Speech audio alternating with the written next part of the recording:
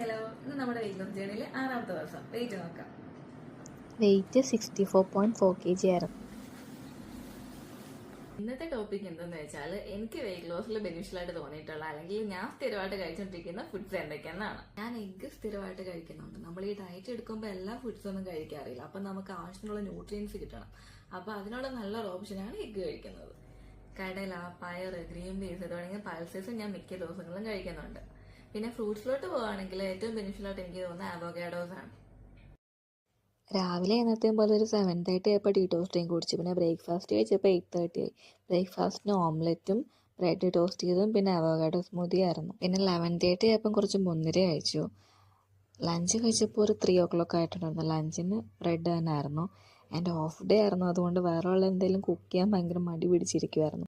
Bread അത്രയും healthy ഒന്നും അല്ല കേട്ടോ, അപ്പം മാക്സിമം കഴിക്കാതിരിക്കുന്നതാണ് നല്ലത്. നൈറ്റ് നടക്കാൻ പോയിട്ടുണ്ടായിരുന്നു. നൈറ്റ് ഫുഡൊന്നും കഴിച്ചില്ല. പുറത്തു പോയി വന്നപ്പം കുറച്ച് ലേറ്റായി, അതുകൊണ്ട് പിന്നെ ഫുഡൊന്നും കഴിച്ചിട്ടില്ലായിരുന്നു.